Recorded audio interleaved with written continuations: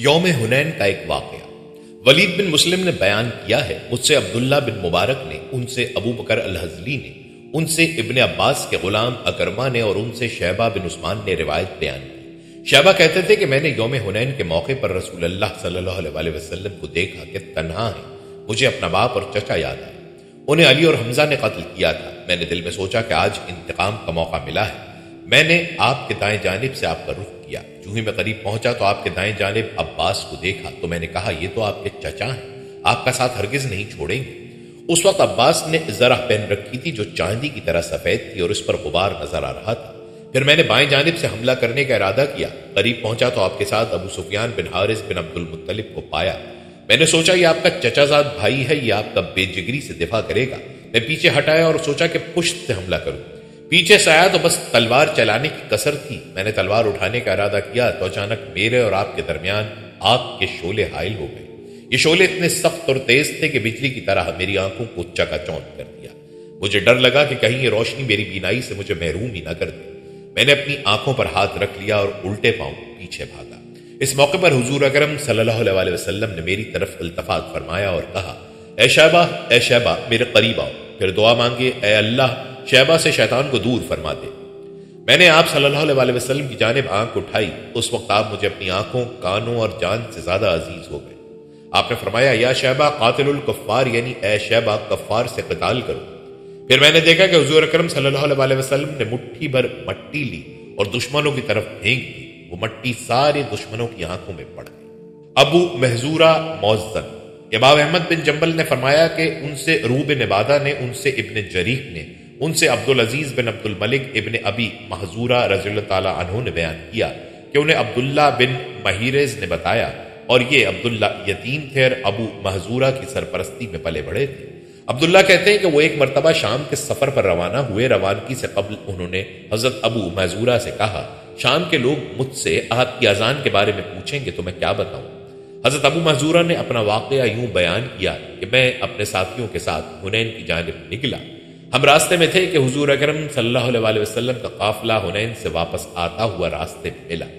حضور اکرم صلی اللہ علیہ وسلم کے مؤذن نے اذان پڑھی۔ ہم نے کچھ فاصلے سے اذان کی آواز سنی۔ ہم راستے سے الگ ہو کر بیٹھ گئے تھے۔ ہم نے اذان سن کر اس کے الفاظ کو مذاق اور استہزاء کے طور پر دہرانا شروع کر دیا۔ حضور اکرم صلی اللہ علیہ وسلم نے ہماری آواز سن لی۔ آپ نے کسی کو حکم دیا کہ ہمیں آپ کے سامنے حاضر کیا جائے۔ جب ہمیں آپ کے سامنے لایا گیا تو آپ نے فرمایا، تم میں سے کس کی آواز بلند تھی؟ یہ سن کر سب نے میری طرف اشارہ کر دیا اور وہ اس معاملے میں سچے تھے۔ آپ نے باقی سب کو جانے کی اجازت دے دی مگر مجھے پابند کر دیا۔ پھر حکم دیا، اٹھ اور اذان پڑھ۔ میں حکم سن کر اٹھا۔ اس وقت نبی پاک صلی اللہ علیہ وسلم کی شخصیت سے زیادہ مجھے کسی چیز سے نفرت اور عداوت نہ تھی۔ جس چیز کا آپ نے مجھے حکم دیا تھا وہ بھی مجھے ازحد ناپسند تھی۔ بہرحال میں اٹھا اور آپ کے سامنے کھڑا ہو گیا۔ آپ نے مجھے اذان کے کلمات سکھائے اور فرمایا، اب بلند آواز سے کہنا شروع کر دیں، اللہ اکبر، اللہ اکبر، اشہد ان لا الہ الا اللہ، اشہد ان محمد رسول اللہ، حی علی الصلاۃ، حی علی الصلاۃ، حی علی الفلاح، حی علی الفلاح، اللہ اکبر، اللہ اکبر، لا الہ الا اللہ۔ جب میں نے اذان مکمل کی تو آپ نے مجھے بلایا اور ایک تھیلی مرحمت فرما دی جس میں کچھ چاندی تھی۔ اس کے بعد آپ نے میری پیشانی پر اپنا ہاتھ رکھا، پھر وہ میرے چہرے پر پھیرتے ہوئے میرے سینے تک لائے اور میرے پیٹ اور کلیجے پر پھیرا، پھر میری ناف تک آپ نے ہاتھ پھیرا۔ اس کے بعد آپ نے دعا فرمائی، اللہ تعالیٰ تجھے برکت عطا فرمائے اور تیرے اوپر اپنا فضل و کرم کرے۔ اب میری قلبی حالت بدل چکی تھی۔ میں نے عرض کیا، اے اللہ کے رسول مقبول صلی اللہ علیہ وسلم، مجھے مکہ میں مؤذن مقرر فرما دیجئے۔ آپ نے کہا، جاؤ، میں نے تجھے حرم مکہ کا مؤذن مقرر کر دیا ہے۔ اب میرا دل حضور اکرم صلی اللہ علیہ وسلم کی محبت سے یوں بھر گیا تھا کہ کائنات کی کوئی چیز مجھے آپ سے زیادہ محبوب نہ تھی۔ میں حضور اکرم صلی اللہ علیہ وسلم کے مقرر کردہ عامل مکہ حضرت عتاب ابن اسید کے پاس آیا اور انہیں پورا واقعہ سنایا۔ چنانچہ اس وقت سے میں اذان کی ذمہ داری نبھا رہا ہوں۔ سنن البیہقی میں بیان کیا گیا کہ حضرت ابو محذورہ کی اولاد، ان کے پوتے اور پڑ پوتے سب مسجد حرام میں اذان کیا کرتے تھے۔ دشمن کے جاسوسوں پر ملائک کا حملہ۔ فتح مکہ کے بعد شعبان 8 ہجری میں غزوہ حنین وقوع پذیر ہوا۔ اس میں قبیلہ بنو حوازن سے سخت جنگ ہوئی۔ بنو حوازن کے سردار مالک بن عوف نے حالات معلوم کرنے کے لیے اپنے جاسوس بھیجے۔ وہ آزا گریدہ اور مقبوط الحواس ہو کر واپس آئے۔ اس نے پوچھا، تمہیں کیا ہوا؟ انہوں نے کہا ہم نے سفید رنگ کے آدمی دیکھے جو چتکبرے گھوڑوں پر سوار تھے، واللہ ہم خود کو اس حال سے بچا نہیں سکے ہیں جو آپ دیکھ رہے ہیں۔ وہ یہ دیکھ کر بھی باز نہ آیا بلکہ رسول اللہ صلی اللہ علیہ وسلم سے قتال کے لیے اٹھ کھڑا ہوا۔ جاسوسوں نے جو آدمی دیکھے تھے وہ دراصل فرشتے تھے، کیونکہ اللہ کا ارشاد ہے، پھر اللہ تعالیٰ نے اپنے رسولوں اور مومنوں پر اپنی سکینت نازل فرمائی اور ایسے لشکر اتارے جنہیں تم نے نہیں دیکھا۔ عدی بن حاتم کو رسول اللہ کی پیشن گوئیاں۔ یہ ربیع الاول 9 ہجری کا واقعہ ہے۔ صحیح بخاری میں حضرت عدی سے مروی ہے کہ میں خدمت نبوی میں بیٹھا تھا کہ ایک آدمی نے آ کر فاقے کی شکایت کی، پھر دوسرے آدمی نے آ کر راہزنی کی شکایت کی۔ آپ صلی اللہ علیہ وسلم نے فرمایا، عدی تم نے ہیرا دیکھا ہے؟ اگر تمہاری زندگی دراز ہوئی تو تم دیکھ لو گے کہ ہودج نشین عورت ہیرا سے چل کر آئے گی، خانہ کعبہ کا طواف کرے گی اور اسے اللہ کے سوا کسی کا خوف نہ ہوگا۔ اور اگر تمہاری زندگی دراز ہوئی تو تم کسرا کے خزانے فتح کرو گے، اور اگر تمہیں زندگی دراز ہوئی تو تم دیکھو گے اور اگر تمہاری زندگی دراز ہوئی تو تم دیکھو گے کہ آدمی چلو بھر سونا یا چاندی نکالے گا اور ایسے آدمی کو تلاش کرے گا جو اسے قبول کر لے، تو کوئی اسے قبول کرنے والا نہ ملے گا۔ اسی روایت کے آخر میں حضرت عدی کا بیان ہے کہ میں نے دیکھا کہ ہودج نشین عورت ہیرا سے چل کر خانہ کعبہ کا طواف کرتی ہے اور اسے اللہ کے سوا کسی کا خوف نہیں، اور میں خود ان لوگوں میں سے تھا جنہوں نے کسرا بن حرمز کے خزانے فتح کیے۔ اور اگر تم لوگوں کی زندگی دراز ہوئی تو تم لوگ وہ چیز بھی دیکھ لو گے جو نبی ابو القاسم صلی اللہ علیہ وسلم نے فرمائی تھی کہ آدمی چلو بھر سونا یا چاندی نکالے گا۔ غزوہ تبوک کے واقعات 9 ہجری۔ ابو خیثمہ کی آمد کی خبر۔ غزوہ تبوک کے سفر میں ابو خیثمہ جیش سے پیچھے رہ گئے تھے۔ ان کی 2 بیویاں تھیں۔ ایک دن انہوں نے آ کر دیکھا کہ ہر ایک نے پانی چھڑک کر اپنا اپنا چھپر ٹھنڈا کر دیا ہے اور اپنے خاوند کے لیے کھانے اور ٹھنڈے پانی کا انتظام کر رکھا ہے۔ یہ دیکھتے ابو خیثمہ نے کہا، رسول اللہ صلی اللہ علیہ وسلم گرمی اور دھوپ میں ہوں اور ابو خیثمہ ٹھنڈک اور سائے میں ہوں، واللہ یہ انصاف نہیں ہے۔ اللہ کی قسم میں ان میں سے کسی چھپر میں نہیں جاؤں گا، بلکہ میں تو حضور صلی اللہ علیہ وسلم کی خدمت میں جاؤں گا۔ چنانچہ ان کا زاد راہ تیار کر دیا گیا اور وہ اپنے اونٹ پر سوار ہو کر تبوک کی جانب آپ کے پیچھے پیچھے روانہ ہو گئے۔ مجاہدین نے دور سے دیکھا تو عرض کیا، یا رسول اللہ صلی اللہ علیہ وسلم، ایک سوار آ رہا ہے۔ فرمایا، ابو خیثمہ ہوگا۔ انہوں نے جواب دیا، یا رسول اللہ صلی اللہ علیہ وسلم، اللہ کی قسم وہ واقعی ابو خیثمہ ہے۔ انہوں نے حاضر خدمت ہو کر اپنا واقعہ کہہ سنایا تو آپ نے ان کے حق میں دعا فرمائی۔ حضرت ابو ذر کے بارے میں پیشن گوئی۔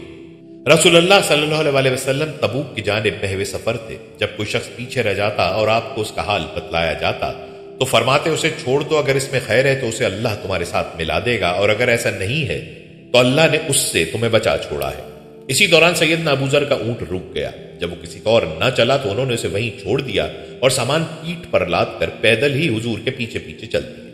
جب آپ نے کسی جگہ پڑاؤ ڈالا تو مجاہدین نے انہیں دیکھا اور عرض کیا، یا رسول اللہ صلی اللہ علیہ وسلم، ایک آدمی پیدل آ رہا ہے۔ فرمایا، کاش ابو ذر ہو۔ انہوں نے غور سے دیکھا تو کہا، واللہ یہ واقعی ابو ذر ہے۔ آپ صلی اللہ علیہ وسلم نے فرمایا، ابو ذر پر اللہ تعالیٰ رحم کرے، یہ اکیلا چل رہا ہے، اکیلے ہی فوت ہوگا اور قبر سے بھی اکیلا ہی اٹھایا جائے گا۔ زمانہ گزرتا گیا اور ابو ذر کو ربضہ میں جلا وطن کر دیا گیا۔ جب ان کی موت کا وقت آیا تو بیوی اور غلام کے سوا ان کے پاس کوئی نہ تھا۔ انہوں نے وصیت میں کہا کہ مرنے کے بعد مجھے غسل دے کر اور کفن پہنا کر راستے میں رکھ دینا، اور جب پہلے قافلے کا گزر ہو تو ان سے کہنا کہ حضور صلی اللہ علیہ وسلم کا صحابی ابو ذر ہے، اس کی تدفین میں ہماری مدد کرو۔ چنانچہ انہوں نے ایسا ہی کیا۔ عبداللہ بن مسعود ایک عراقی جماعت کے ساتھ عمرے کے لیے جا رہے تھے۔ راستے میں پڑی میت نے انہیں چونکا دیا اور قریب تھا کہ ان کے اونٹ اسے رون ڈالے۔ غلام نے اٹھ کر ان سے کہا، یہ رسول اللہ صلی اللہ علیہ وسلم کے صحابی ابو ذر ہیں، ان کی تدفین میں ہماری مدد کرو۔ یہ سن کر ابن مسعود رو پڑے اور کہا، رسول اللہ صلی اللہ علیہ وسلم نے سچ فرمایا تھا کہ تم اکیلے ہی چلو گے، اکیلے ہی مرو گے اور اکیلے ہی اٹھو گے۔ چنانچہ ابن مسعود نے اپنے ساتھیوں سمیت نیچے اتر کر انہیں مٹی میں دفن کر دیا۔ یہ بھی آپ صلی اللہ علیہ وسلم کی نبوت کی ایک نشانی ہے۔ بارش اور تبوک کا چشمہ۔ تبوک کی جانب سفر کرتے ہوئے راستے میں لشکر کو پانی کی سخت ضرورت پڑی، حتیٰ کہ لوگوں نے رسول اللہ صلی اللہ علیہ وسلم سے شکوہ کیا۔ آپ نے اللہ سے دعا کی، اللہ نے بادل بھیج دیا، بارش ہوئی، لوگوں نے سیر ہو کر پانی پیا اور ضرورت کا پانی لاد بھی لیا۔ پھر جب تبوک کے قریب پہنچے تو آپ نے فرمایا، کل انشاءاللہ تم لوگ تبوک کے چشمے پر پہنچ جاؤ گے، لیکن چاشت سے پہلے نہیں پہنچو گے، لہٰذا جو شخص وہاں پہنچے اس کے پانی کو ہاتھ نہ لگائے یہاں تک کہ میں آ جاؤں۔ حضرت معاذ رضی اللہ تعالیٰ عنہ کا بیان ہے کہ ہم لوگ پہنچے تو وہاں 2 آدمی پہلے ہی پہنچ چکے تھے۔ چشمے سے تھوڑا تھوڑا پانی آ رہا تھا۔ رسول اللہ صلی اللہ علیہ وسلم نے دریافت کیا کہ کیا تم دونوں نے اس کے پانی کو ہاتھ لگایا ہے؟ انہوں نے کہا، جی ہاں۔ آپ صلی اللہ علیہ وسلم نے ان دونوں سے جو کچھ اللہ نے چاہا فرمایا، پھر چشمے سے چلو کے ذریعے تھوڑا تھوڑا پانی نکالا، یہاں تک کہ قدرے جمع ہو گیا۔ پھر رسول اللہ صلی اللہ علیہ وسلم نے اس میں اپنا چہرہ اور ہاتھ دھویا اور اسے چشمے میں اڈیل دیا۔ اس کے بعد چشمے سے خوب پانی آیا، صحابہ کرام نے سیر ہو کر پانی پیا۔ پھر رسول اللہ صلی اللہ علیہ وسلم نے فرمایا، اے معاذ، اگر تمہاری زندگی دراز ہوئی تو تم اس مقام کو باغات سے ہرا بھرا دیکھو گے۔ ناقہ رسول اور منافق۔ ابن اسحاق نے حضور اکرم صلی اللہ علیہ وسلم کے سفر تبوک کے واقعات لکھتے ہوئے بیان کیا ہے کہ راستے میں کسی جگہ آپ کی اونٹنی گم ہو گئی۔ آپ کے صحابہ اونٹنی کی تلاش میں نکلے۔ حضور اکرم صلی اللہ علیہ وسلم کے ایک مخلص صحابی حضرت عمارہ بن حزم تھے۔ وہ بیعت عقبہ اور بدر میں شمولیت کے شرف سے سرفراز تھے۔ ان کے گروپ میں زید بن لسید قینقائی بھی تھا جو منافق تھا۔ حضرت عمارہ رسول پاک صلی اللہ علیہ وسلم کے پاس تھے اور زید ان کی قیام گاہ میں تھا۔ اس نے قیام گاہ میں لوگوں سے کہا، کیا محمد کا یہ دعویٰ نہیں ہے کہ وہ اللہ کا نبی ہے اور تمہیں آسمان کی خبریں سناتا ہے، اور اسے یہ بھی پتہ نہیں کہ اس کی اونٹنی کہاں ہے؟ حضرت عمارہ اس وقت رسول اللہ صلی اللہ علیہ وسلم کے پاس تھے۔ آپ صلی اللہ علیہ وسلم نے ان سے کہا، ایک شخص نے یہ اور یہ باتیں کہی ہیں، اور میں تو کہتا ہوں کہ باخدا مجھے وہی کچھ معلوم ہوتا ہے جو اللہ تعالیٰ مجھے بتا دے۔ ابھی ابھی اللہ نے میرے ناقے کی خبر دی ہے، یہ اس وادی کی فلاں گھاٹی میں ہے، ایک درخت کے ساتھ نکیل اڑ گئی ہے اور وہیں کھڑی ہے، جاؤ اور وہاں سے اسے پکڑ کر لے آؤ۔ صحابہ کرام گئے اور اسی جگہ پر اونٹنی کو پایا، چنانچہ وہ اسے لے آئے۔ حضرت عمارہ بن حزام اپنی قیام گاہ پر پہنچے تو لوگوں سے کہا، باخدا ابھی ابھی حضور اکرم صلی اللہ علیہ وسلم نے ہم سے ایک بات کی ہے جو بڑی عجیب ہے۔ حضور اکرم صلی اللہ علیہ وسلم نے ہمیں بتایا کہ ایک شخص نے یہ اور یہ بات کی ہے۔ قیام گاہ میں موجود لوگوں نے بتایا کہ یہ بات تو تھوڑی دیر قبل زید بن لسید نے کہی تھی۔ حضرت عمارہ کو یہ سن کر سخت غصہ آیا۔ انہوں نے اسی وقت زید کو گردن سے پکڑا اور لوگوں کو پکار کر کہا، اللہ کے بندو، میرے خیمے میں ایک ہوشیار، چالاک، خطرناک آدمی تھا اور مجھے اس کی خبر ہی نہ تھی۔ پھر اسے مخاطب کر کے کہا، اے دشمن خدا، میرے خیمے سے نکل جا اور میرے ساتھ کبھی نہ چلنا، نہ میرے قریب پھٹکنا۔ قام بلال۔ واقدی نے بیان کیا ہے کہ مجھ سے یونس بن محمد نے یعقوب بن عمر بن قتادہ کے حوالے سے بیان کیا کہ بنی سعد بن حزیم کے ایک شخص نے بیان کیا کہ میں رسول اللہ صلی اللہ علیہ وسلم کی خدمت میں حاضر ہوا۔ اس وقت حضرت صلی اللہ علیہ وسلم تبوک میں ایک مقام پر تشریف فرما تھے۔ آپ کے ساتھ 6 ساتھی تھے اور آپ 7ویں تھے۔ میں وہاں پہنچا اور آپ کو سلام کیا۔ آپ نے مجھے بیٹھنے کا حکم دیا، میں بیٹھ گیا اور عرض کیا، میں گواہی دیتا ہوں کہ آپ اللہ کے سچے رسول ہیں۔ نبی پاک صلی اللہ علیہ وسلم نے فرمایا، تم نے فلاح پا لی ہے۔ پھر حضرت بلال کو آواز دی اور فرمایا، بلال ہمیں کھانا کھلاؤ۔ حضرت بلال نے زمین پر چمڑے کا ایک دسترخوان بچھا دیا اور ایک تھیلے میں سے کھجور، گھی اور پنیر کی بنی ہوئی پنجیری نکالی۔ نبی پاک صلی اللہ علیہ وسلم نے ہمیں حکم دیا، بسم اللہ کیجئے اور کھائیے۔ ہم سب نے کھانا کھایا اور سیر ہو گئے۔ میں نے عرض کیا، یا رسول اللہ صلی اللہ علیہ وسلم، یہ کھانا تو اتنا کم تھا کہ شروع میں نے سوچا کہ میں تنہا یہ کھا جاؤں گا، مگر یہ ہم سب کو کفایت کر گیا۔ آپ نے فرمایا، مومن ایک آنت میں کھاتا ہے جبکہ کافر 7 آنتوں میں کھاتا ہے۔ اگلے دن میرے حضور صلی اللہ علیہ وسلم کی خدمت میں حاضر ہوا۔ میں ظہرانے میں بھی شرکت کرنا چاہتا تھا اور اس سے 2 باتیں مقصود تھیں، ایک تو یہ کہ کھانا کھاؤں اور دوسرے یہ کہ مزید اطمینان قلب اور یقین حاصل کروں کہ اللہ تعالیٰ نے اپنے نبی کو خصوصی برکات سے نوازا ہے۔ میں نے دیکھا کہ کھانے کا وقت ہوا تو آپ کے پاس 10 افراد موجود تھے۔ آپ نے حضرت بلال سے کہا، بلال کھانا لاؤ۔ چنانچہ حضرت بلال نے دسترخوان بچھا دیا اور ایک تھیلی سے کھجوریں نکالنے لگے۔ وہ مٹھیاں بھر بھر کر کھجوریں دسترخوان پر ڈال رہے تھے۔ آپ نے فرمایا، بلال کھلے دل سے کھجوریں یہاں نکال دو، عرش والے پر بھروسہ رکھو اور یہ خوف دل میں نہ لاؤ کہ وہاں بخل سے کام لیا جائے گا۔ حضرت بلال نے ساری کھجوریں ڈال دی۔ میں نے اندازہ لگایا کہ وہ کھجوریں 2 مد یعنی تقریباً 1.5 سیر ہوں گی۔ حضور اکرم صلی اللہ علیہ وسلم نے اپنے دست مبارک ان کھجوروں کے اوپر رکھا اور فرمایا، بسم اللہ کر کے کھائیے۔ سب لوگوں نے خوب کھایا اور میں نے بھی ان کے ساتھ پیٹ بھر کر کھایا۔ میں خود کھجوریں کاش کرتا تھا اور کھجوریں کھاتا بھی بہت تھا، مگر مزید کھانے کی گنجائش نہ رہی۔ سب لوگ کھانے سے فارغ ہوئے تو میں نے دیکھا کہ دسترخوان پر کم و بیش اتنی ہی کھجوریں پڑی تھیں جتنی حضرت بلال نے ڈالی تھی، گویا ہم نے کچھ کھایا ہی نہ ہو۔ اگلے روز پھر میں نے ایسا ہی معاملہ دیکھا۔ نبی پاک صلی اللہ علیہ وسلم نے بلال سے کہا، کھانا لاؤ۔ بلال نے پچھلے دن والی کھجوریں دسترخوان پر پھیلا دی۔ 10 یا اس سے زیادہ افراد نے سیر ہو کر کھایا۔ یوں 3 دن ایسا ہی ہوتا رہا۔ بنی سعد کا کنواں۔ واقدی نے کہا ہے کہ مجھے یونس بن محمد بن یعقوب بن عمر بن قتادہ نے محمود بن لبید کے حوالے سے یہ روایت سنائی کہ بنو سعد بن حزیم کا ایک وفد حضور اکرم صلی اللہ علیہ وسلم کی خدمت میں تبوک کے مقام پر حاضر ہوا۔ انہوں نے عرض کیا، یا رسول اللہ صلی اللہ علیہ وسلم، ہم آپ کی خدمت میں آئے ہیں اور اپنے اہل و عیال کو اپنے کنویں کے پاس چھوڑ آئے۔ اس کنویں میں پانی بہت قلیل ہے اور یہ شدید گرمیوں کا موسم ہے۔ ہمیں ڈر ہے کہ اگر ہم پانی کی تلاش میں ادھر ادھر منتشر ہو گئے تو ہم کسی مشکل میں مبتلا ہو جائیں گے، کیونکہ ہمارے گرد و نواح میں ابھی تک اسلام زیادہ نہیں پھیل سکا۔ آپ ہمارے لیے دعا کریں کہ ہمارے کنویں میں پانی کی کثرت ہو جائے۔ اگر ہمیں سیرابی مل جائے تو آس پاس کا کوئی قبیلہ ہمارے مقابلے پر کوئی حیثیت نہیں رکھتا، یوں مخالفین دین کا ہمارے مقابلے پر کوئی زور نہ چل سکے گا۔ آپ نے ارشاد فرمایا مجھے کچھ کنکریاں لا دو۔ انہوں نے آپ کو 3 کنکریاں لا کر دیں۔ آپ صلی اللہ علیہ وسلم نے ان کنکریوں کو ہاتھ میں لے کر ملا اور فرمایا یہ کنکریاں لے جاؤ اور بسم اللہ پڑھ کر ایک ایک کنکری کنویں میں ڈالتے جائیں۔ یہ کنکریاں لے کر وہ چلے گئے اور رسول اللہ صلی اللہ علیہ وسلم کے حکم کے مطابق کنویں میں ڈال دی۔ کنویں کا پانی جوش مارنے لگا۔ ان لوگوں نے اپنے آس پاس کے مشرکین کو وہاں سے نکال باہر کیا۔ جب نبی کریم صلی اللہ علیہ وسلم تبوک سے واپس پہنچے تو بنو سعد کے مسلمانوں کی کاوشوں سے پورا علاقہ اسلام سے روشناس ہو گیا اور اکثر لوگ مسلمان ہو گئے۔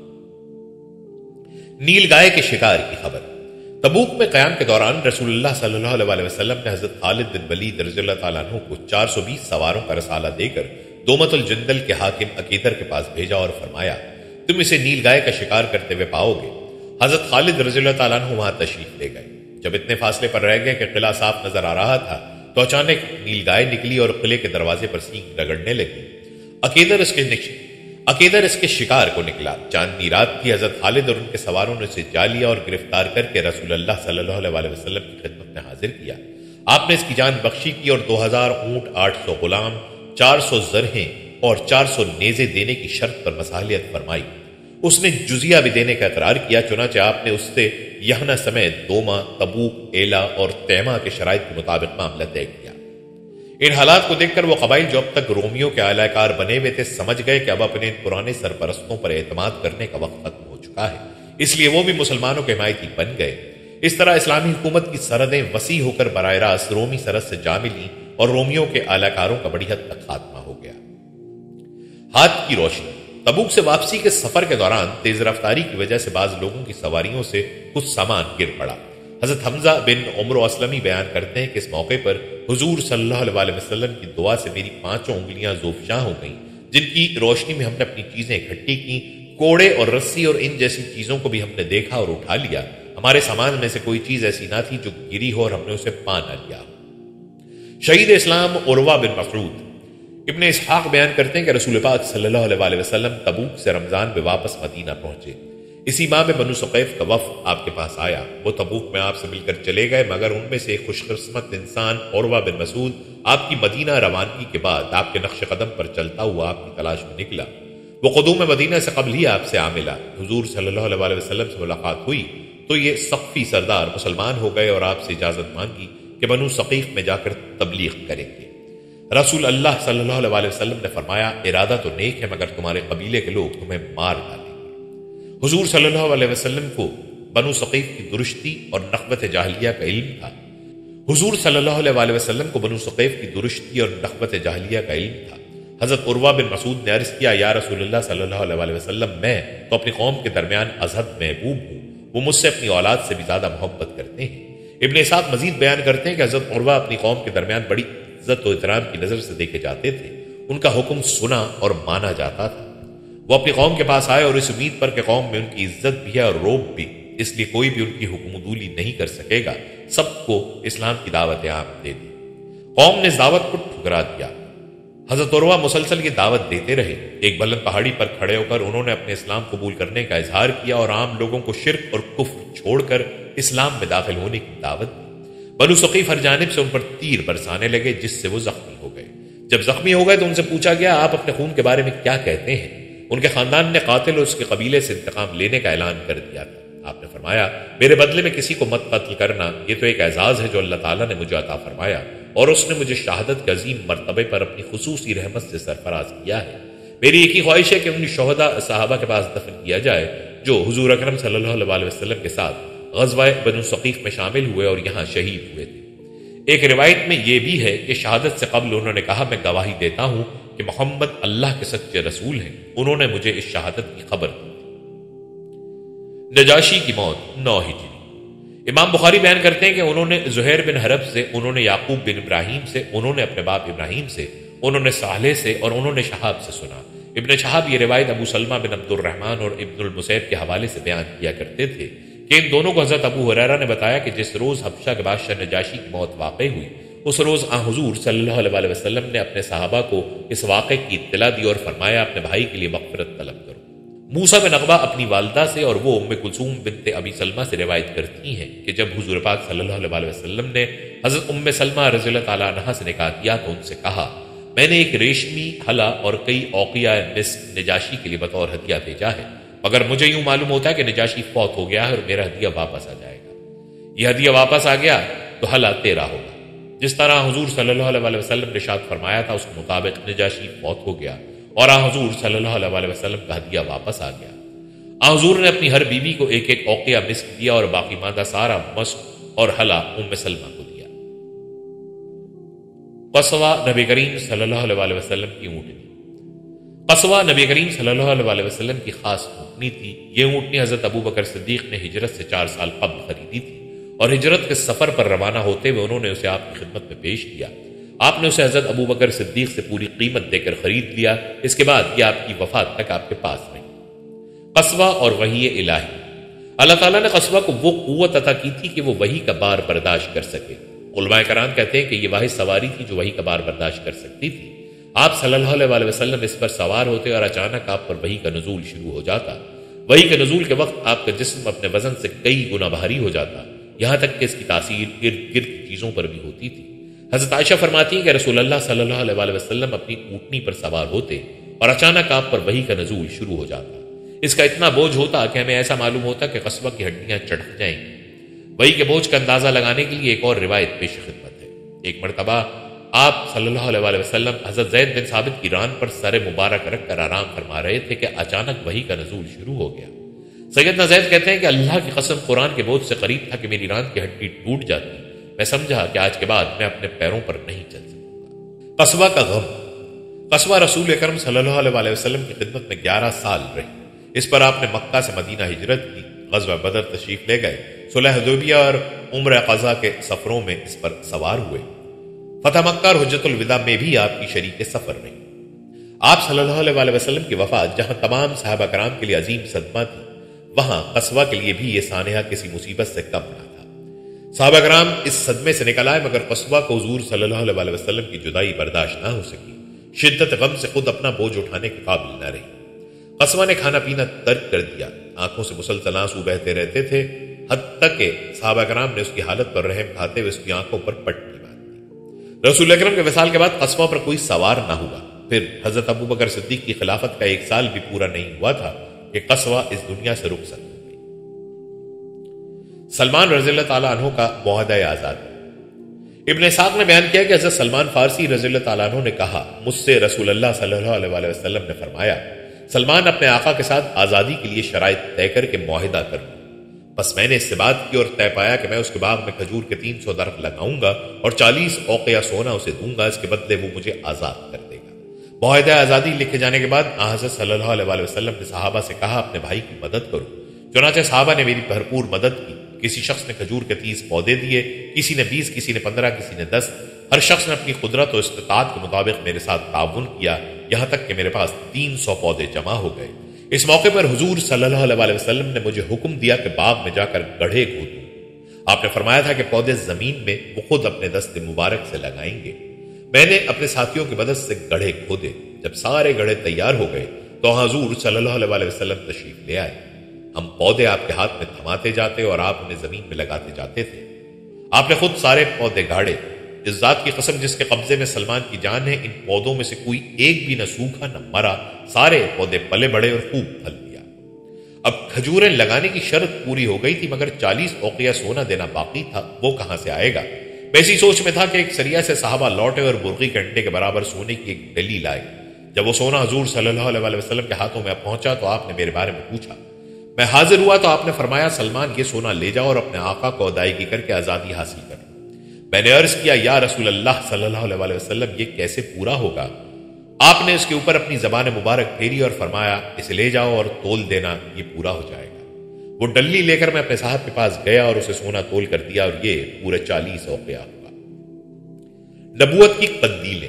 امام بخاری بیان کرتے ہیں معاذ بن ہشام نے اپنے باپ سے، انہوں نے قتادہ سے اور انہوں نے انس بن مالک رضی اللہ تعالی عنہ سے یہ حدیث سنی کہ ایک اندھیری شب میں رسول اللہ صلی اللہ علیہ وسلم کے دو صحابی آپ کی مجلس سے اٹھ کر گئے۔ سخت تاریکی تھی مگر ان کے آگے آگے دو مشلیں روشنی پھیلا رہی تھی۔ جب دونوں الگ الگ ہوئے تو ہر ایک کے ساتھ ایک شمع رہ گئی جس کی روشنی میں وہ اپنے گھروں تک پہنچ گئے۔ الاصابہ کے مصنف نے ان دو صحابہ کے نام بیان کیے ہیں، ایک حضرت اسید بن حضیر تھے اور دوسرے حضرت عبادہ بن بشر۔ وہ کہتے ہیں کہ اندھیری شب میں ان میں سے ایک کاسا روشن ہو گیا تھا اور جب ایک دوسرے سے الگ ہوئے تو دوسرے صحابی کا سا بھی روشنی پھیلانے لگا۔ ابو سلمہ حضرت ابو سعید الخدری سے روایت بیان کی ہے کہ نبی پاک صلی اللہ علیہ وسلم ایک تاریک رات میں نماز عشاء کے لیے نکلے۔ آسمان پر تاریک بادل چھائے ہوئے تھے اور سخت اندھیرا تھا۔ اچانک بجلی چمکی اور حضور صلی اللہ علیہ وسلم نے بجلی کی روشنی میں حضرت قتادہ بن نعمان کو دیکھا۔ آپ نے فرمایا، قتادہ؟ انہوں نے جواب دیا، ہاں یا رسول اللہ صلی اللہ علیہ وسلم۔ میں نے سوچا کہ اس تاریک رات میں بہت کم لوگ عشاء کی نماز میں حاضر ہوں گے تو میں نے چاہا کہ ضرور مسجد پہنچ جاؤں۔ حضور صلی اللہ علیہ وسلم نے فرمایا، نماز کے بعد جانے لگو تو مجھ سے مل کر جانا۔ چنانچہ نماز سے فارغ ہو کر حضرت قتادہ آپ کی خدمت میں حاضر ہوئے۔ آپ صلی اللہ علیہ وسلم نے انہیں کھجور کی ایک باریک سی چھڑی عطا فرمائی اور کہا، لو اسے پکڑ لو، یہ اندھیرے میں 10 قدم تمہارے آگے اور 10 قدم تمہارے پیچھے روشنی کریں گے۔ احد پہاڑ کا لرزنا۔ امام بخاری روایت کرتے ہیں کہ انہوں نے محمد بن بشار سے، انہوں نے یحییٰ بن سعید سے، انہوں نے قتادہ سے اور انہوں نے حضرت انس بن مالک سے سنا کہ ایک مرتبہ حضور اکرم صلی اللہ علیہ وسلم احد پہاڑ کے اوپر چڑھ گئے۔ آپ کے ساتھ حضرت ابو بکر صدیق، حضرت عمر فاروق اور حضرت عثمان غنی بھی تھے۔ آپ جب پہاڑ پر بیٹھے تو پہاڑ لرزنے لگا۔ آپ صلی اللہ علیہ وسلم نے فرمایا، اے احد، ثابت قدم اور پرسکون ہو جا، بے شک تیرے اوپر ایک نبی، ایک صدیق اور 2 شہید ہیں۔ مشک کا پانی۔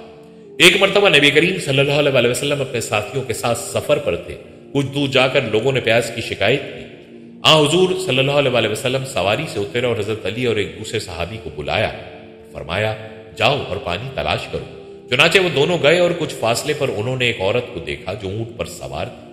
اس نے اونٹ پر 2 بڑی بڑی مشکیں پانی سے بھری ہوئی لاد رکھی تھی۔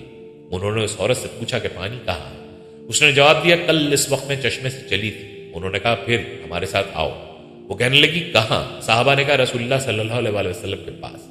وہ کہنے لگی، وہی شخص جسے صابی کہا جاتا ہے؟ انہوں نے جواب دیا، ہاں تو ٹھیک سمجھ گئی ہے، بس ہمارے ساتھ چل۔ پھر وہ اسے لے کر رسول اللہ صلی اللہ علیہ وسلم کے پاس حاضر ہوئے اور رسول اللہ صلی اللہ علیہ وسلم کے سامنے اس عورت کے ساتھ ہونے والی گفتگو بیان کی۔ آپ نے فرمایا، اس عورت کو اونٹ سے نیچے اتارو۔ پھر رسول اللہ صلی اللہ علیہ وسلم نے ایک برتن منگوایا اور دونوں مشکیزوں کا منہ کھول کر ان میں سے تھوڑا سا پانی برتن میں ڈالا اور مشکیزوں کا منہ بند کر دیا اور لوگوں کو آواز دی، جس نے پانی پینا ہو آ کر پی لے اور جس نے برتن میں لینا ہو برتن میں لے لے۔ بس جس نے چاہا پی لیا اور جس نے چاہا برتن میں لے لیا۔ آخر میں ایک برتن بھر کر اس شخص کو دیا جس نے جنابت کی شکایت کی تھی اور اسے فرمایا، جا اور اس پانی سے غسل کر۔ عمران مزید بیان کرتے ہیں کہ وہ خاتون کھڑی حیرت سے سب کچھ دیکھتی رہی، بخدا وہ ایسی مبہوت ہوئی کہ بیان نہیں کیا جا سکتا۔ رسول خدا صلی اللہ علیہ وسلم نے فرمایا، اس کے لیے کچھ کھجوریں، آٹا اور ستو جو تمہارے پاس ہے جمع کرو۔ صحابہ نے کھانے پینے کا سامان جمع کیا اور اسے کپڑے میں باندھ کر عورت کو اونٹ پر سوار کیا اور گٹری اس کے آگے رکھ دی۔ رسول اللہ صلی اللہ علیہ وسلم نے فرمایا، تو جانتی ہے ہم نے تمہارے پانی میں کوئی کمی نہیں کی مگر اللہ تعالیٰ نے ہمیں پانی پلایا ہے۔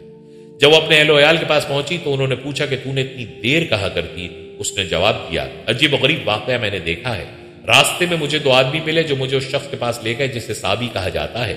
پھر اس نے سارا واقعہ بیان کیا اور کہا، خدا کی قسم، یا تو زمین اور آسمان کے درمیان اس سے بڑا جادوگر کوئی نہیں اور یا پھر وہ اللہ کا سچا رسول ہے۔ مسلمان جب اس علاقے میں مشرکین پر حملے کرتے تھے تو اس بستی کو جہاں وہ عورت رہتی تھی چھوڑ جاتے تھے۔ ایک دن اس نے اپنے قبیلے کے لوگوں سے کہا، یہ لوگ تمہارے گرد و نواح میں حملے کرتے ہیں مگر تمہیں جان بوجھ کر چھوڑ دیتے ہیں، بس بہتری اسی میں ہے تم اسلام میں داخل ہو جاؤ۔ ان لوگوں نے اس کی بات مان لی اور اسلام میں داخل ہو گئے۔ شہید خاتون، یہ ام ورقہ بنت عبداللہ بن حارث بن عویم انصاریہ تھی۔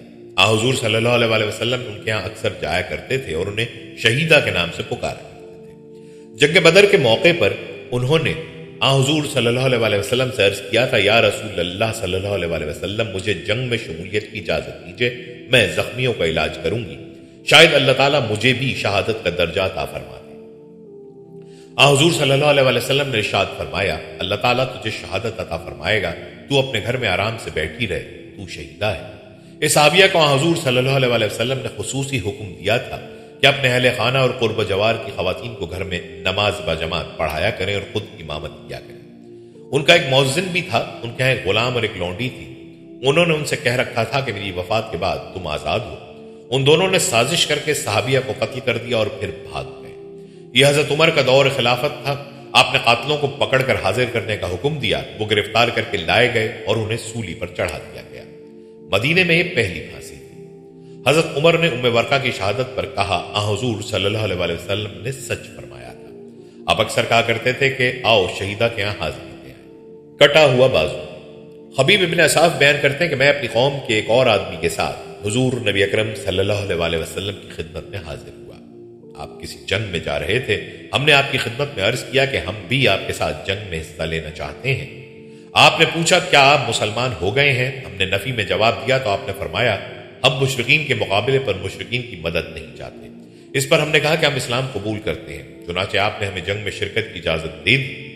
لڑائی کے دوران دشمن کے ایک جنگجو نے میرے کندھے پر وار کیا، میرا بازو کٹ گیا۔ میں حضرت صلی اللہ علیہ وسلم کی خدمت میں حاضر ہوا۔ آپ نے میرے بریدہ بازو میں لعاب لگایا اور اسے سی دیا۔ میرا بازو جڑ گیا اور میں بالکل ٹھیک ہو گیا۔ پھر میں نے اس دشمن کو قتل کیا جس نے میرے اوپر وار کر کے مجھے زخمی کیا تھا۔ کھجور کے درخت کی آہ و بکا۔ امام بخاری رحمۃ اللہ علیہ نے حضرت جابر بن عبداللہ رضی اللہ تعالیٰ عنہ کی روایت کے حوالے سے بیان کیا کہ ایک انصاری صحابیہ نے حضور اکرم صلی اللہ علیہ وسلم سے عرض کیا کہ اس کے پاس ایک کاریگر غلام ہے جو لکڑی کا نہایت نفیس کام کر سکتا ہے، لہٰذا اگر آپ اجازت دیں تو اس سے ایک ممبر بنوا دیں جس پر آپ تقاریر کے دوران بیٹھ جایا کریں۔ آپ صلی اللہ علیہ وسلم نے فرمایا جیسے تم چاہو۔ حضرت جابر بیان کرتے ہیں کہ اس خاتون نے ممبر بنوا کر بھجوا دیا۔ جب جمعے کا دن ہوا تو وہاں حضور صلی اللہ علیہ وسلم اس ممبر پر بیٹھ گئے۔ اس موقع پر کھجور کا وہ تنا جس کے پاس کھڑے ہو کر آپ خطبہ ارشاد فرمایا کرتے تھے رونے لگا۔ اس کی چیخ و پکار اتنی دردناک تھی کہ یوں معلوم ہوتا تھا کہ وہ فرط غم سے پھٹ جائے گا۔ حضور صلی اللہ علیہ وسلم ممبر سے اتر آئے اور اس تنے کو پکڑ لیا، پھر اسے اپنے ساتھ چمٹا لیا۔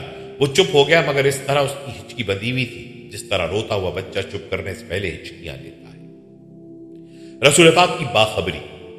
امام بخاری عبداللہ بن یوسف، مالک، ابی زناد، عارج اور حضرت ابو ہریرہ کے واسطوں سے حضور صلی اللہ علیہ وسلم کی حدیث بیان کرتے ہیں کہ آپ نے فرمایا کیا تم یہاں میرا قبلہ رو ہونا دیکھتے ہو؟ خدا کی قسم مجھ سے تمہارا خشوع و خضوع اور رکوع و سجود ہرگز مخفی نہیں ہوتا، اپنے پیچھے بھی دیکھ سکتا ہوں۔ امام بخاری نے یحییٰ بن صالح سے، انہوں نے فلی بن سلیمان سے، انہوں نے ہلال بن علی سے اور انہوں نے حضرت انس بن مالک رضی اللہ تعالیٰ عنہ سے بیان کیا ہے کیا حضور صلی اللہ علیہ وسلم نے ہمیں نماز پڑھائی اور پھر آپ ممبر پر چڑھے اور فرمایا جس طرح میں تمہیں اپنے سامنے دیکھتا ہوں اسی طرح تمہیں نماز اور رکوع میں اپنے پیچھے بھی دیکھتا ہوں۔ خوبصورت عمروں۔ ابن عبد البر بیان کرتے ہیں کہ حضرت عمرو بن اخطب نے حضور اکرم صلی اللہ علیہ وسلم کے ساتھ کئی جنگوں میں حصہ لیا۔ ایک مرتبہ حضور اکرم صلی اللہ علیہ وسلم نے ان کے سر پر ہاتھ پھیرا اور خوبصورتی و جمال کے لیے دعا فرمائی۔ حضرت عمرو نے 100 سال سے زیادہ عمر پائی اور وہ آخر وقت تک بہت حسین و جمیل رہے۔ ان کے سر اور داڑھی میں گنتی کے چند ایک بال سفید ہوئے، باقی بالکل سیاہ تھے۔ جابر رضی اللہ تعالیٰ عنہ کے والد کا قرضہ۔ صحیح بخاری میں امام بخاری رحمۃ اللہ علیہ نے عبدان، جریر، مغیرہ، شعبی اور حضرت جابر بن عبداللہ رضی اللہ تعالیٰ عنہ کے واسطوں سے روایت نقل کی ہے۔ حضرت جابر رضی اللہ تعالیٰ عنہ کہتے ہیں میرے والد حضرت عبداللہ بن عمرو بن حرام جنگ عہد میں شہید ہو گئے اور ان کے ذمہ میں کچھ قرض تھا۔ میں نے حضور صلی اللہ علیہ وسلم سے عرض کیا کہ وہ میرے والد کے قرض خواہوں سے قرض معاف کرا دیں۔ حضور صلی اللہ علیہ وسلم نے ان سے بات کی مگر وہ قرض معاف کرنے پر آمادہ نہ ہوئے۔ رسول پاک صلی اللہ علیہ وسلم نے مجھ سے فرمایا جاؤ اور اپنی کھجوروں کو مختلف اقسام کے لحاظ سے الگ الگ کر کے ڈھیر لگا دو، اس کے بعد مجھے بلا لینا۔ میں نے آپ کے حکم کے مطابق کھجوروں کی درجہ وار ڈھیریاں لگا دیں اور آپ کو اطلاع کر دی۔ آپ تشریف لے آئے اور کھجوروں کے درمیان بیٹھ گئے، پھر آپ نے کہا قرض خواہوں کو تول کر دینا شروع کر دو۔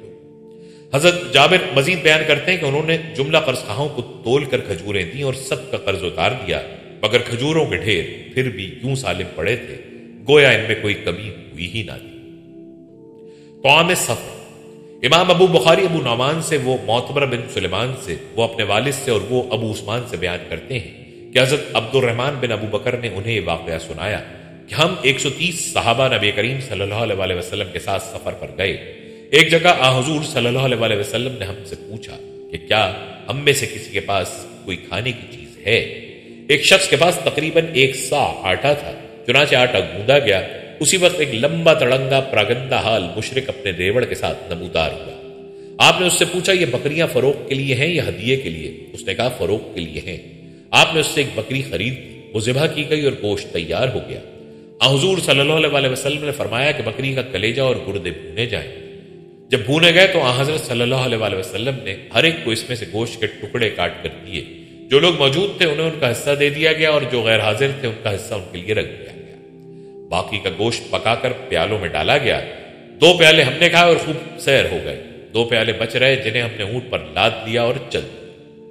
آپ صلی اللہ علیہ وسلم کی دعا اور بارش کا نزول۔ امام بخاری رحمۃ اللہ علیہ نے بیان کیا ہے کہ ان سے ابو عمیر نے، ان سے اسحاق بن عبداللہ بن ابی طلحہ نے اور ان سے حضرت انس بن مالک نے یہ حدیث بیان کی کہ حضور اکرم صلی اللہ علیہ وسلم کے دور میں سخت قحط پڑا۔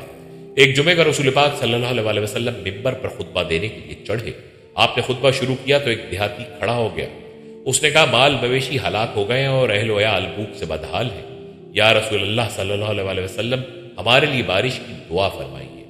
حضرت انس کہتے ہیں رسول اللہ صلی اللہ علیہ وسلم نے دعا کے لیے ہاتھ اٹھائے۔ آسمان پر دور دور تک کہیں بادل کے کسی ٹکڑے کا نام و نشان نہ تھا۔ اس ذات کی قسم جس کے ہاتھ میں میری جان ہے، آپ نے ہاتھ نیچے نہیں کیے تھے کہ آسمان پر بڑے بڑے بادل چھا گئے۔ پھر آپ ابھی ممبر سے نیچے نہیں اترے تھے کہ میں نے دیکھا بارش برسنے لگی اور پانی آپ کی داڑھی سے قطروں کی صورت میں گرنے لگا۔ اس روز بھی بارش ہوئی اور اس کے بعد بھی اگلے کئی دنوں تک مسلسل بارش ہوتی رہی، یہاں تک کہ اگلا جمعہ آ گیا۔ اس جمعے کو وہی عرابی یا شاید کوئی دوسرا دیہاتی کھڑا ہوا اور اس نے کہا یا رسول اللہ صلی اللہ علیہ وسلم گھر مکان گر گئے اور مال مویشی غرق ہو رہے ہیں، آپ ہمارے لیے دعا فرمائیں۔ حضور صلی اللہ علیہ وسلم نے ہاتھ اٹھایا اور یہ دعا مانگی، اے مولا ان بارشوں کو آس پاس کے خشک علاقوں پر برسا اور ہمارے اوپر نہ برسا۔ پھر آپ نے بادلوں کی طرف جس جانب بھی اشارہ کیا وہ چھٹتے چلے گئے۔ مدینہ تالاب بن گیا تھا اور وادی میں مہینہ بھر پانی بہتا رہا۔ کسی بھی جانب سے کوئی آتا تو موسلادھار بارش کی خبر دیتا۔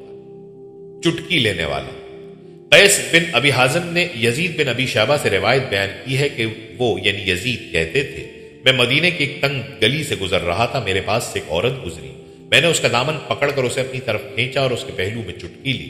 اگلے دن حضور اکرم صلی اللہ علیہ وسلم لوگوں سے اسلام کی بیعت لینے لگے، میں بھی بیعت کے لیے حاضر ہوا۔ جب میں نے اپنا ہاتھ بڑھایا تو حضور نے اپنا ہاتھ کھینچ لیا اور فرمایا کیا تو وہی نہیں جس نے کل چٹکی لی تھی؟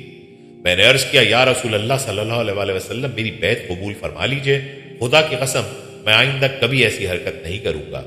یہ سن کر آپ نے مجھے بیعت کا شرط بخشا۔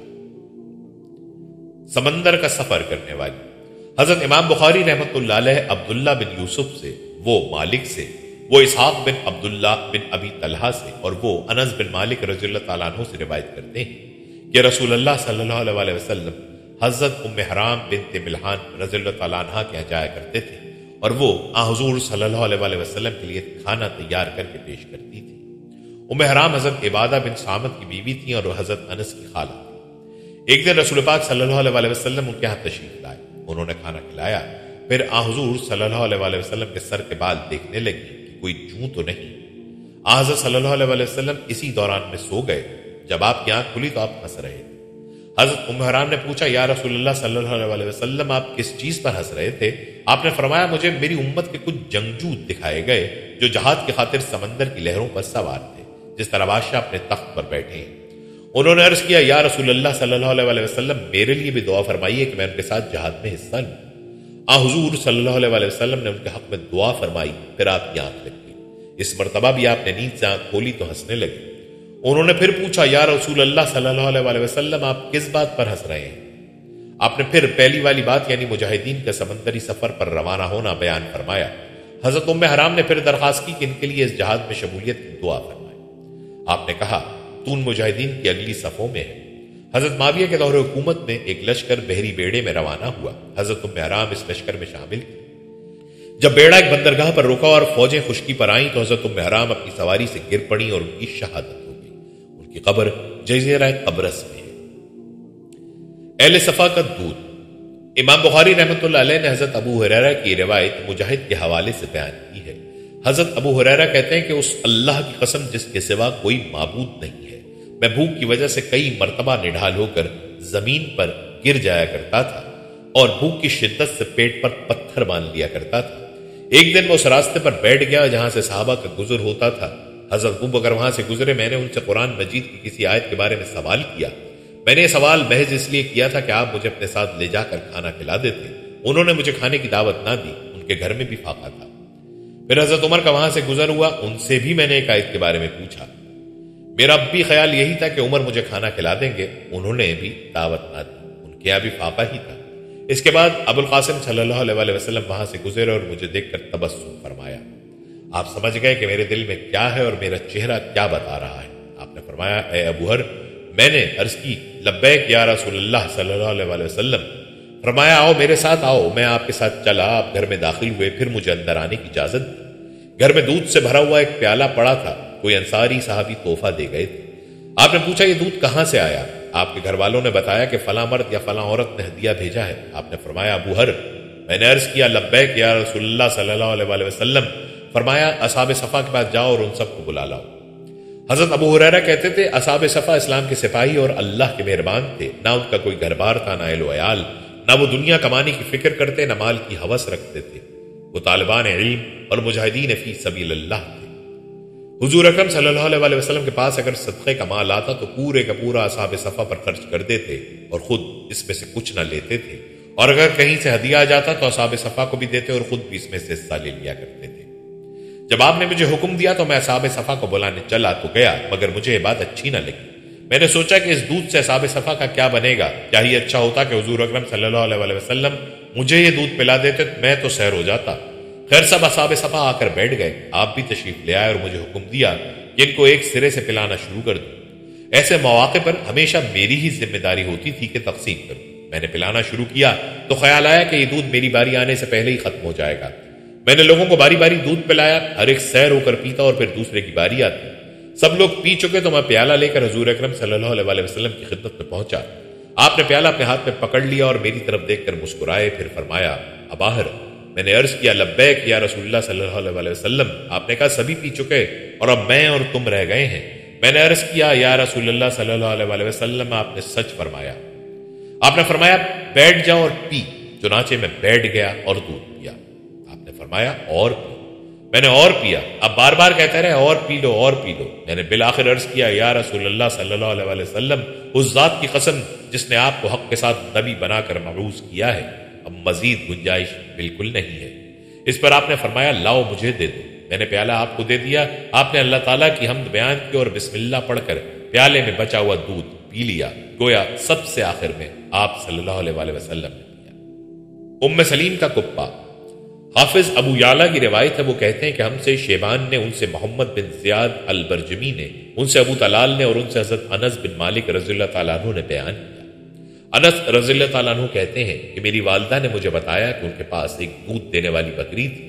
اس کے دودھ کو بلو کر وہ ایک ڈبے میں گھی جمع کرتی رہی، یہاں تک کہ وہ ڈبہ بھر گیا۔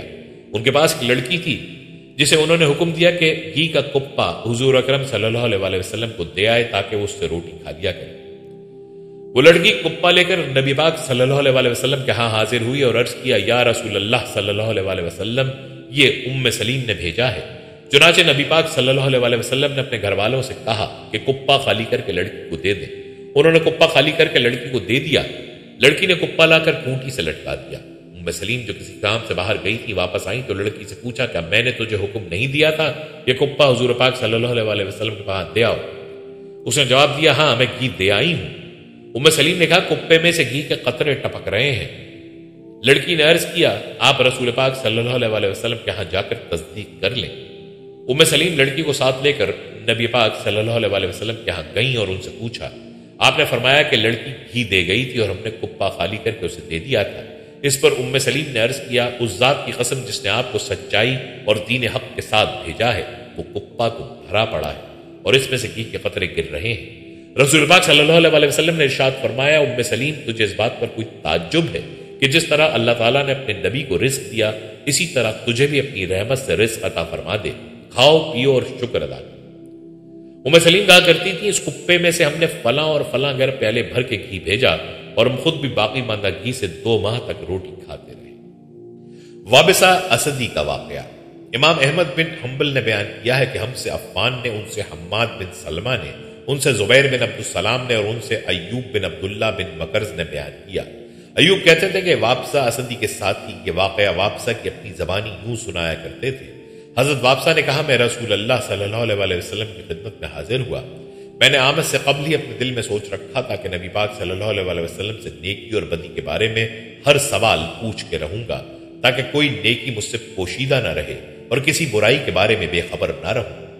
میں پہنچا تو رسول پاک صلی اللہ علیہ وسلم کے گرد مسلمانوں کی جماعت جمع تھی۔ وہ آپ سے سوال پوچھ رہے تھے۔ میں نے لوگوں کی گردنوں کے اوپر سے آگے بڑھنا چاہا۔ لوگوں نے مجھ سے کہا کہ یوں گردنیں پھلانگنا ٹھیک نہیں ہے۔ میں نے کہا، خدا کے لیے مجھے راستہ دے دو، میں رسول پاک صلی اللہ علیہ وسلم کے قریب پہنچنا چاہتا ہوں۔ آپ مجھے دنیا بھر کے انسانوں سے زیادہ محبوب اور عزیز ہیں۔ نبی پاک صلی اللہ علیہ وسلم نے کمال شفقت و محبت سے فرمایا، وابسہ کو چھوڑ دو، وابسہ میرے قریب آ جاؤ۔ آپ نے یہ بات 2 یا 3 مرتبہ فرمائی۔ لوگوں نے میرے لیے راستہ چھوڑ دیا اور میں نبی پاک صلی اللہ علیہ وسلم کے بالکل سامنے جا بیٹھا۔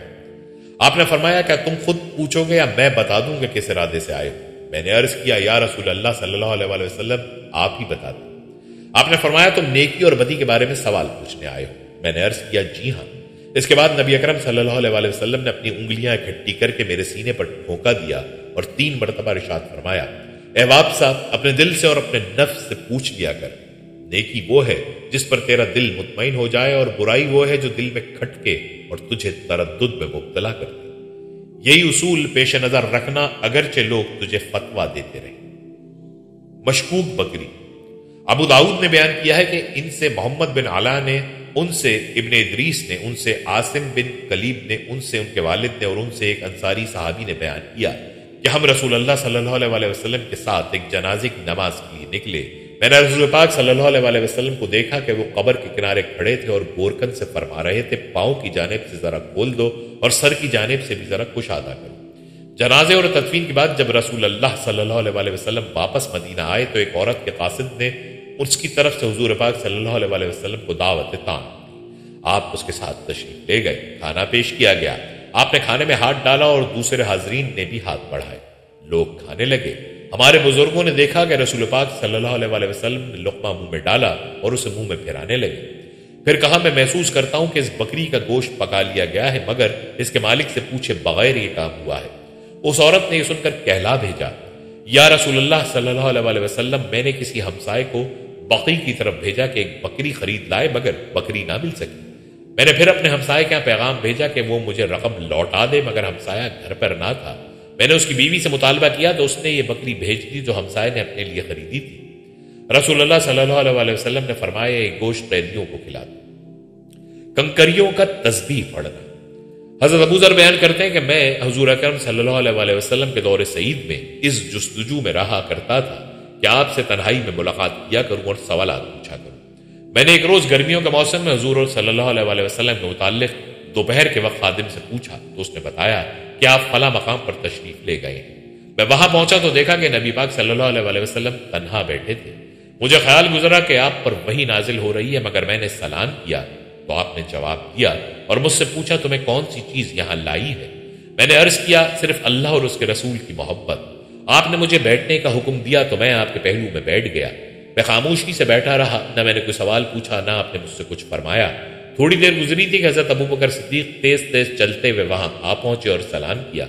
آپ نے سلام کا جواب دینے کے بعد ان سے بھی وہی سوال پوچھا جو مجھ سے پوچھا تھا کہ کس غرض سے آئے ہو۔ انہوں نے بھی میری طرح یہی جواب دیا کہ اللہ اور اس کے رسول کی محبت کھینچ لائی۔ آپ صلی اللہ علیہ وسلم نے انہیں بیٹھنے کا اشارہ فرمایا۔ وہ آپ کے سامنے ایک منڈیر پر بیٹھ گئے۔ آپ نے انہیں اشارہ فرمایا کہ وہ میرے ساتھ بیٹھ جائیں، چنانچہ وہ میرے دائیں جانب بیٹھ گئے۔ پھر تھوڑی دیر بعد حضرت عمر اور حضرت عثمان بھی آ گئے اور ان سے بھی وہی سوال و جواب ہوئے جس کا ذکر پہلے گزر چکا ہے۔ اس کے بعد نبی پاک صلی اللہ علیہ وسلم نے کوئی کلمہ کہا جس کی مجھے سمجھ نہ آئی۔ پھر آپ نے فرمایا، وہ تھوڑی ہی رہ جائیں گی یا تھوڑی ہی رہ گئی ہیں؟ یہ کہہ کر آپ نے اپنے ہاتھ میں کچھ کنکریاں اٹھائیں، وہ 7 تھیں یا 9۔ آپ نے مٹھی بند کر لی اور کنکریوں نے تسبیح پڑھنا شروع کر دی۔ ہم نے ان سے اس طرح کی آواز سنی جس طرح شہد کی مکھیوں کے بھنبھنانے کی آواز ہے۔ میں نبی پاک صلی اللہ علیہ وسلم کے بالکل سامنے بیٹھا تھا، مگر آپ نے مجھے چھوڑ کر کنکریاں ابو بکر کو دے دی۔ کنکریوں نے حضرت ابو بکر کی مٹھی میں بھی ویسی ہی تسبیح پڑھی جیسے حضور اقدس صلی اللہ علیہ وسلم کے ہاتھ میں پڑ چکی تھی۔ حضرت ابو بکر سے نبی پاک صلی اللہ علیہ وسلم نے کنکریاں لے لی اور زمین پر پھینک دی۔ وہ بالکل خاموش ہو گئی۔ پھر آپ نے وہی کنکریاں حضرت عمر کو دیں تو ان کی مٹھی میں بھی کنکریوں نے تسبیح پڑھی اور ہم نے سنی. پھر ان سے کنکریاں لے کر دوبارہ زمین پر پھینک دیں، وہ پھر چپ ہو گئیں. آپ نے کنکریاں حضرت عثمان کو دیں تو کنکریوں نے حضرت عثمان کے ہاتھ میں بھی پہلے حضرات کی طرح تسبیح پڑھی. اس کے بعد نبی پاک صلی اللہ علیہ وسلم نے ان سے کنکریاں لے کر زمین پر پھینک دیں اور وہ پھر خاموش